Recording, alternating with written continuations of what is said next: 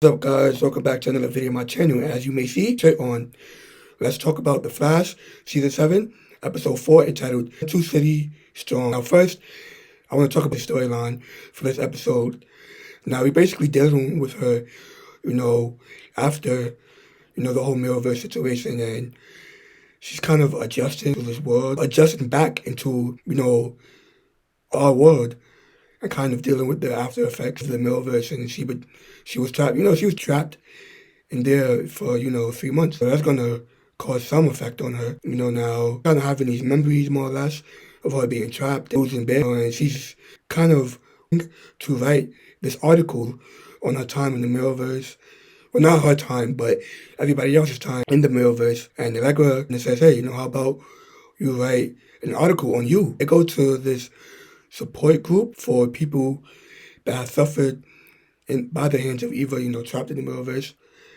And, by the end of the episode, she comes around and speaks to the support groups about what happened in the Mirrorverse. And, all along, I thought that part in this episode was great, was fantastic. I think Candace Patton did an incredible job this episode. Her acting, her scenes with Barry, kind of. The scenes wasn't, I think there was this one good, there was this one good scene between with them and Star Labs. But, I think the rest of Barry and Iris' scenes, they was kind of cringy and, lovey-dovey, mushy-mushy, all that stuff. Which I didn't hate. It's Barry and Iris. I've been watching The Flash since season 1. So I know what they're about already. So, that really bothered me too much. It bothered me a little bit, but not too much. But yeah, I love Candace Patton in this episode. I think they gave way more story in this episode than they ever previous seasons of The Flash, which I definitely, Eric Wallace, 2 thumbs up for that. Because, Iris, she hasn't had anything. Gotten something, and then something happens, taken away. Like, this season, we got her, and Iris in this reporter storyline, but all poof, went away because being trapped in the Mirrorverse and this whole Mirrorverse arc. Definitely wishing that Eric Wallace would definitely keep this momentum going with Iris and her story being a reporter and all that. I'm not saying that she can't go in Star Labs. By the way, her scenes in Star Labs didn't feel forced. It felt very natural. So I definitely hope that, we get more scenes of her. Well, more scenes of her being an actual reporter and less scenes of her in Star Labs. I'm not saying that she can't be in Star Labs, but this has to make sense and feel organic. She can't be there just to be there. It gotta make sense. And the little scenes that we got of her in Star Labs was great. It wasn't forced, it was great. Now let's talk about, before I talk about the main storyline, I just want to get a couple of things out the way. Cisco and Chester relationship, banter back and forth was great. I hope we see more of that in, the upcoming episode, this upcoming season, and more seasons ahead. I thought the banter was great. Killer Frost thing. Well, let me get this out the way now. This whole Killer Frost thing, Caitlin, she's having these headaches. On the episode, we actually see them split. So we have Killer Frost and Caitlin. They split. They are no longer one. They split apart. They split. They're not like a Bruce Banner and the Hawk situation where they have came to, I guess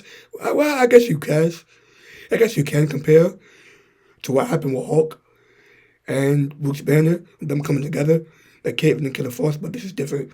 They split completely, so I'm very interested in to see where that is going to go. I know one of these episodes are called The People versus Killer Frost, so I'm very interested in to see what happens with Killer Frost and Caitlin, going forward. With that out the way, let's talk about the main storyline of this episode, which is Abara kadabra.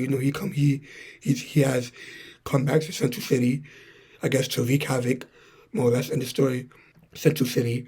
But, we find out that he has these, before Crisis, not before Crisis, but after Crisis, he has these dreams, more or less, of his family in another timeline. So this is basically causing him to destroy Central City. This is basically the whole reason why he's doing what he's doing. Because, what Flash did in Crisis, he got his memories back by the ring that we saw and Manhunter use on, people like me and Smoke and Lowell Lance and, well, the Paragons that we saw in Crisis to get, their memories back. I mean, I don't really have a problem with it, I guess. I mean, the ring is, it's whatever. I mean, we probably won't see it again, but it's whatever. I thought the main storyline with Abacadabra, it was fine. Motive didn't even make sense to me because, what happens to his family? What happened to his family before Crisis? Doing this because for the life you had in another timeline? I don't know, like, I think his storyline just kind of didn't make sense to me. Maybe you guys can sense of this, in the comics. So I really do think that Eric Wallace started off season 7 with, he started off season 7 great. I just hope that he keeps up this momentum building with a great storyline with Iris, and everything involving this upcoming season of The Flash. I thought this episode was solid. This is a very average episode, way better than what we got in the season finale, I guess, of episode 3 entitled Mother. The whole Eva arc. This is way better than the whole Eva finale arc. Way better, 10 times better. But yeah, if you guys like this video, make sure you give it a like, comment, share, subscribe. Maybe you liked this episode, maybe you hated it. Maybe you liked Abacadabra's storyline, maybe you like it. Maybe you liked Iris' storyline, maybe you didn't. Comment down below. And yeah, guys, make sure you turn on your post notifications to make this go up on my channel. I'll see you guys in the next video.